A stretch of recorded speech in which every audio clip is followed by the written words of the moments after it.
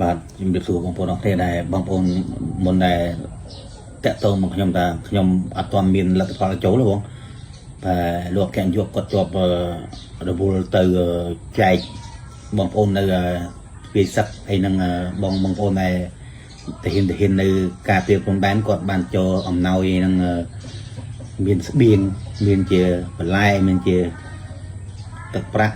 ចែកទៅបងប្អូនវិស័កហើយនឹងបងប្អូនទៅហ៊ានទាំងអស់នៅឯជីដែនបាទលើគាត់មកវិញលទ្ធផលខ្ញុំបានចូលវិញបងប្អូនបាទឥឡូវសូមប្រាប់បងប្អូនទៀតពីមុនម្សៅពេយើងគឺមានតែកំប៉ុងធំទេបាទដល់ពេលលោកអគ្គនាយកហាងបងវិថ្មគាត់ឃើញតែកំប៉ុងធំអ្នកខ្លះគាត់អត់សូវមានលុយអត់សូវមានអញ្ចឹងបានក្រុមហ៊ុនអាហារបងវិថ្មលោកអគ្គនាយកគាត់សម្រេចធ្វើម្សៅពេជាកំប៉ុងតូចបាទហើយជាកំប៉ុងតូចនេះតម្លៃវាធូរជាងកំប៉ុងធំហើយបងប្អូនដែលត្រូវការចង់សាក់លបងមើលចង់ស្អីទេបងប្អូនអាចតំណែងមកខ្ញុំបងប្អូនដែលឆាតសួរខ្ញុំថាមិនហ៊ានក្រុមហ៊ុនអាហារប៉ុនដែលបងប្អូនត្រូវការយកទៅតាមខេត្តគឺក្រុមហ៊ុនតម្រូវឲ្យផ្ញើលុយមុនបងប្អូនគាត់ថាជាបោក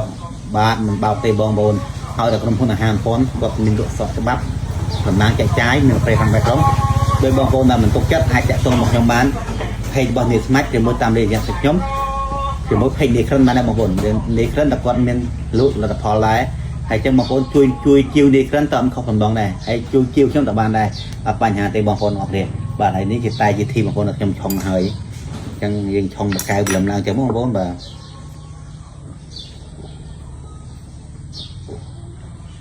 ហើយក្លិនអត់មានក្លិននេះទេបងប្អូនហូបទៅឈ្ងុយប្រហើរទូលខ្លួនបងប្អូនចឹងដែរបងប្អូនដែលឃើញខ្ញុំស្រកគីឡូខ្ញុំមានជាបលឹមឡើងចឹងខ្ញុំដាក់បន្លែរបស់ខ្ញុំមួយចានពងមន់ចឹងបងប្អូនបាទហើយចឹងយើងហាត់5ផ្សំមកចឹងតែវិធីកាលណាយើងប្រើពិតជាល្អមែនបងប្អូនល្អទី1ឲ្យយើងស្រួលខ្លួនស្រកគីឡូយើងហូបអាហារដែលមានកាប់បន្ថយបាយខ្លះហើយចឹងយើងស្រួលខ្លួនមែនតើបាទហើយតែវិធីជួយមកមិនច្រើនបងប្អូនជួយតាំងពីសន្លាក់អាសិចខ្លាញ់ខ្ញុំថ្លើមខ្លាញ់ខ្ញុំម្ដងខ្លាញ់ខ្ញុំរៃឈាមជួយសម្រួលយើងបានច្រើនបាទហើយមួយទៀតគឺ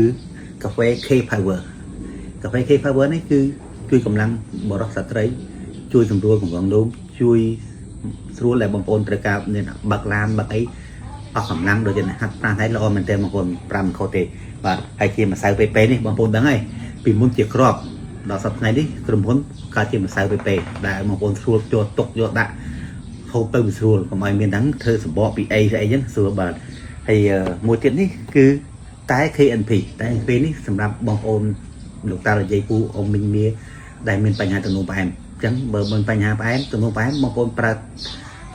តែ KNP ល្អបំផុតបងប្អូនអរនេះបាទហើយកុំភ្លេចថាក្រុមហ៊ុនអាហារកំប៉ុងតបថ្ងៃមានម្សៅពេមានកំប៉ុងតូចហើយអញ្ចឹងបងប្អូនដែលត្រូវការជាវមិនខុសបំណងទេបាទឥឡូវបងប្អូនអញ្ជើញហូបជាមួយខ្ញុំអរគ្នាបងប្អូនបាទ